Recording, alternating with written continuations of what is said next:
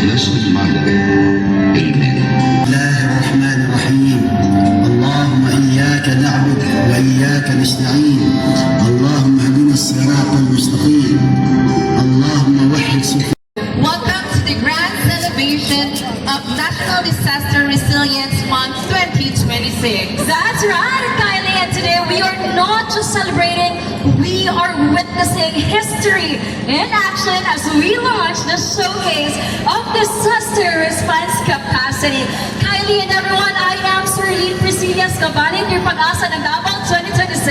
And I am Kylie Noel Pasaje, your Reina ng Davao 2026. And you know what, Kylie, we are so thrilled and also excited na ma-open na dyan finally ang atuang event this afternoon, right? That's right. So to formally begin our program, may we request everyone to please, while acknowledging our participants, may we acknowledge our council members, barangays, our barangay officials, our volunteers and guests, especially our visitors. That's right! And nagkakayong salamat sa tuwa mga participants na ni-apel ni Joy. Grabe ang energy sa tuwa mga participants. That's right. Nag-amid sa kainit karong hapuna, nagpabiling hapon ang energy sa tuwang mga participants. And before anything else, Kylie, I think we need to move forward for our welcome remarks.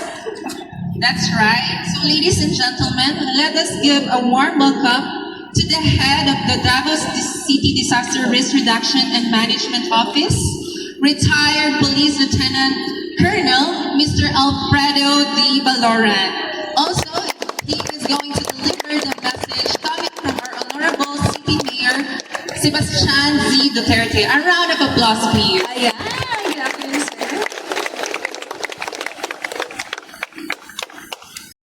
We can monitor the current situations. Natin mga sirens, kung makita nyo, every Tuesday, 12 o'clock in the 12 noon, makita ninyo, matungod nyo, naka-calibrate ta sa ito ang mga gamit. So, kining ato ang mga equipment in the mountains and sa coastals.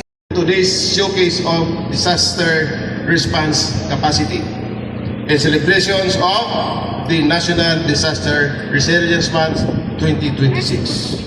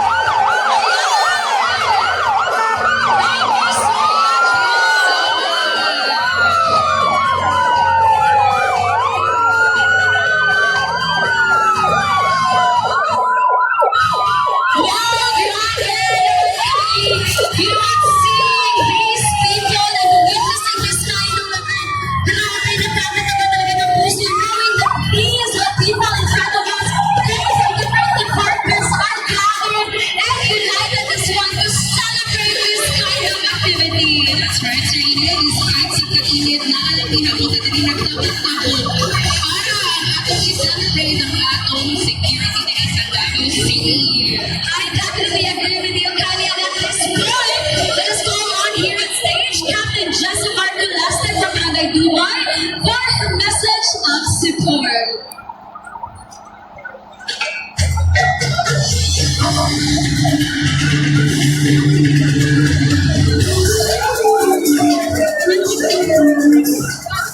Ngayong hapon sa tanan, mga kauban nato sa barangay, ngayong hapon ka rin yung tanan. Una-una, I would like to congratulate the city government of Davao, of course, under the administration of our beloved Mayor Sebastian Basti Duterte, atong palakpakan. And of course, ato ang city disaster head, Colonel Fred Valuran. Congratulations, sir, for this very momentous event. And of course, my friend, Sir Rodrigo Bustillo. Mayong hapon. May hapon sa itong mga kauban sa barangay, mga barangay captains and barangay kagawad. And of course, ato ang kanya-kanyang mga veterancy. Atong mga responders sa kadaihang mga barangay sa Davao City. Congratulations to all of you.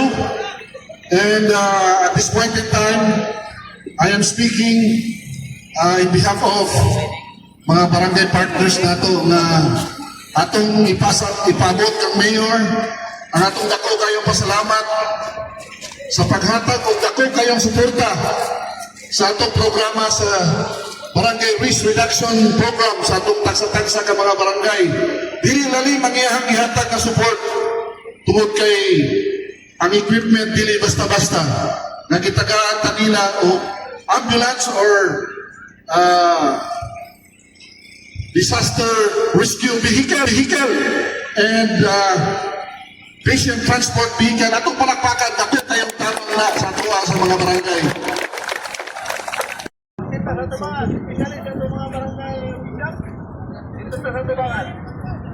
Dili na, ang lingkod na ta.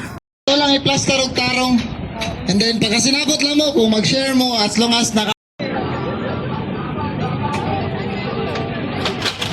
Daghan na anak nila oh. Nagsugod na ang drone og kuan. Daghan niya sila ba? Kita ra may gamay ra dari.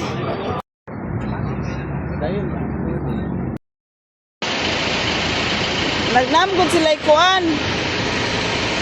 O di di ka kakita sa imuhang vehicle. Mutabok ta ba dato ta? Di ka kita sa vehicle kay parehas og mga naong. Diyos ko, mawa.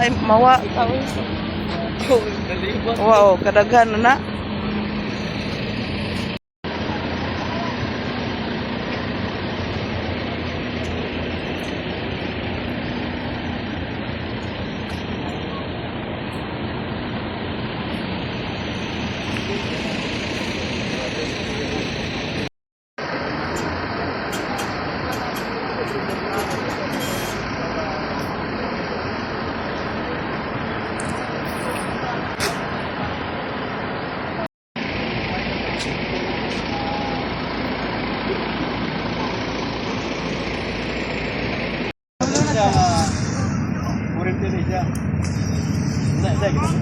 Up, up.